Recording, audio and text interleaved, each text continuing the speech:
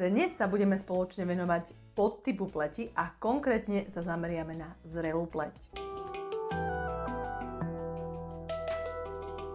Ahojte, moje meno je Alena, som z Kamzakrásov.sk a dnes pokračujeme v našom maratóne a vzdelávaní o tom, aké typy a podtypy pleti máme. Také videjko sme vám už robili a dáme vám hore link, môžete si ho pozrieť, ale dnes sa opäť zameriame na jeden, konkrétne teraz z podtypov pleti, a to je zrelá pleť. Pojmom zrelá pleť označujeme pleť, ktorá už má známky a prejavy starnutia, tzv. Tá starnúca pleť, čiže na nej môžeme vidieť rôzne známky a hlavnými črtami napríklad sú vrásky. Je veľké množstvo faktorov, ktoré vplývajú na to, že naša pleť začína starnúť. Samozrejme, taký základný, ktorý nevieme zmeniť, je to, že nám pribúda vek. Neznamená to samozrejme, že všetkým nám presne v určitom roku začne tá pleť naozaj, respektíve prejavovať sa to starnutie.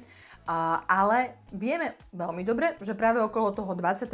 roku sa začína znižovať produkcia dvoch veľmi dôležitých látok, ktoré v pleti sú a majú vplyv na to, že naša pleť je vystretá, pružná, pevná a to je kolagén, o ktorom ste určite počuli všetci, a rovnako aj elastín. Poďme k ďalšej vekovej hranici, pretože vo všeobecnosti sa práve 35.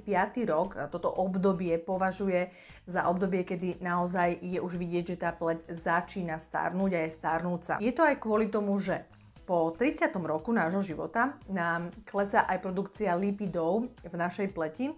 No a vďaka nim tým pádom, že nám ubúdajú v našej pleti, sa začínajú prejavovať a zobrazovať tie prvé mimické drobné vrásky. A keď sa predsunieme už k obdobiu po 40. roku, tak tu už máme výraznejšie tie prejavy starnúcej pleti. Konkrétne okrem tých vrások, ktoré nám pribúdajú a rovnako sa aj prehlbujú, nám začne troška pôsobiť aj gravitácia a poklesnú nám kontúry, tá pružnosť tej pleti už nie je taká, aká bola. A čím vás rovnako nepoteším, je to, že ten proces regenerácie pleti sa začína spomalovať. A pokiaľ sa priblížime k 50. roku života, tak už tá pleť začína byť ešte viacej povednutá a začína sa nám aj stenšovať. Pokiaľ sa prenesieme už k 60. roku života, tak už prichádza naozaj k výraznému prehlbovaniu tých vrások, ktoré už máme a pribúdaniu ďalších. No a pleť sa nám samozrejme stále viacej stenšuje. Čo mám badať, čo si mám všímať na svojej pleti, aby som zistila, že áno, moja pleť je už zrelá. Pokiaľ vidíte, že vaša pleť je už nie tak pevná a pružná, ako bola. Rovnako, ak vidíte, že vám ubúda ten podkožný tuk, ktorý ju vie tak pekne vypínať stále.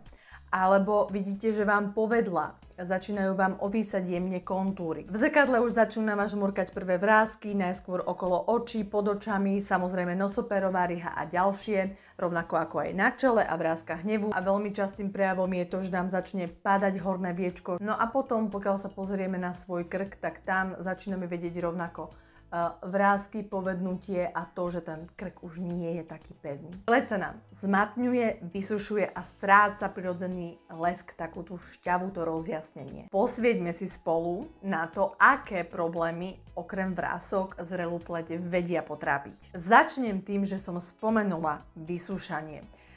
Táto pleť, zrelá pleť, prirodzene skôr stráca hydratáciu a potrebuje oveľa viacej hydratácie, aby bola ako tak vo svojom komforte a v poriadku. A pozor, tie ženy, ktoré sú majiteľkami mastnej pleti, tak môžu začať badať, že pozor, že mne sa to mení a začína sa z mastnej pleti stávať pleť skôr troška sušia. Samozrejme je to dlhší proces. No a už vôbec nepoteším tie, ktoré máte suchú pleť, pretože tam sa tie prejavy suchej pleti začnú výrazne zhoršovať. Pleť sa v tomto období môže stať citlivejšou a rovnako môže na ňu mať väčší účinok aj vplyv UV žiarenia. To znamená, že v tomto veku môžete začať mať problémy s hyperpigmentáciou, či už sú to rôzne fliačky, pehy, škvrny alebo nejaké iné prejavy práve hyperpigmentácie. A s pribúdajúcim vekom vám môžu na tvári pribudnúť aj jemné žilky, tie sa zobrazujú a ukážu hlavne v okolí nosa a na lícach a rovnako sa vedia rozšíriť aj pory. Medzi príčiny, ktoré spôsobujú to, že naša pleť stárne, patrí viacero vecí. To prirodzené naozaj starnutie, ktoré nevieme zvrátiť, lebo starneme všetci, tvorí len 20% toho, ako naozaj to starnutie sa prejavuje, pretože až 80% je vlastne náš životný štýl, to ako sa o seba staráme, to čo pre seba robíme, čo jeme a tak ďalej, je toho naozaj veľmi veľa. A práve aj vďaka tomuto viete stretnúť 30-ročnú ženu, ktorá vyzerá na 20, alebo 50-ročnú, ktorá vyzerá na 40. Rovnako aj mužov. Je to len spôsobené tým, že tých 80% vedia naozaj ovplyvniť, venujú svoj čas sebe a starajú sa o seba. Samozrejme, že vám predstavím tie faktory, na ktoré keď sa sústredíte a niečo pre seba viacej urobíte, vám pomôžu, aby to starnutie prirodzené a tie jeho prejavy prišli čo najneskôr. Proces starnutia pleti nám urýchľuje vystavenie sa UV žiareniu, čiže nechránime sa pred slniečkom. Rovnako aj nedostatočná hydratácia. Stres, ktorý máme pravidelne a nedoprajeme si k nemu oddych. Veľmi zlý alebo nepravidelný a nekvalitný spánok. Takisto aj čo sa týka našej stravy alebo pitného režimu je dôležité naozaj, čo máme na tanieri a či dodržiavame pitný režim a nie je naše telo a hlavne teda pleť dehydrovaná. O čom určite dobre viete, tak to je fajčenie alebo nadmerné množstvo požívania alkoholických nápojov, no a aj pokiaľ používame extrémne našu mimiku. Zostalo tu samozrejme ešte niečo, čo nedokážeme zmeniť a tým je napríklad genetika a potom u žien, čo je našou nevýhodou, sú veľké výkyvy, čo sa týka hormónov, ktoré si v našom tele vedia robiť čo chcú. Nebojte sa, poradíme si aj s problémom zvaným starnúca pleť a povieme si, čo jej treba dožičiť a ako sa správne o ňu starať. Základom je, že túto pleť potrebujete hydratovať, posilniť, vyživiť a hlavne chrániť. Pozrime si to 10 základnej starostlivosti o zrelú pleť. Základom sú správne zvolené prípravky. Môžem vás ubezpečiť, že ich určite bude viac, pretože potrebujete už siahnuť po silnejších produktoch, ktoré sú práve na anti-aging zamerané, ako sú rôzne séra, ampulky a ďalšie produkty. Pre čistenie jednoznačne voľte jemné čistiace produkty, či už sú to peny, gely alebo rôzne krémové gely, ktoré pomáhajú odstraňovať všetky nečistoty a make-up. Používajte na ich zmytie vlažnú vodu a majte mekučký uterák. Pre tonizáciu vašej pleti siahnite po hutnejšom toniku, ktorý má ošetrujúce zložky a určite neobsahuje alkohol. Pri zrelej pleti už určite majte 2 krémy, a to denný a nočný. Ten denný má našu pokožku hydratovať a rovnako má mať liftingový efekt. A ten nočný má naopak našu pokožku dôkladne regenerovať. Rozhodne musíte mať nového najlepšieho kamaráta a to je SPF-ko. Konkrétne SPF 50 a používať ho treba úplne celý rok. Pokiaľ ste ešte doteraz vášmu očnému okoliu nedopriali špeciálnu starostlivosť, tak by som povedala, že už je možno troška neskoro, ale určite je potrebné siahnuť po nejakom anti-age očnom kréme. Do vašej rutiny si už jednoznačne zaraďte aj séra. Séra určite potrebujete hydratačné, rozjasňujúce alebo vypínajúce s takým tým liftingovým účinkom. Kľudne ich môžete kombinovať. A zrelá pleť si už zaslúži aj špeciálnu starostlivosť, a to v podobe ampuliek. Tie si môžete rovnako dopriať či už na hydratáciu, alebo na rozjasnenie, alebo s rôznymi inými látkami, ktoré pomáhajú vašu pokožku vypnúť a vyhladiť. Aby ste pokožku udržali v čo najlepšej kondícii, pravidelne by ste mali doplňať do rutiny aj použitie peelingu a rovnako aj masiek. Peelingy odporúčame jednoznačne voliť jemnejšie.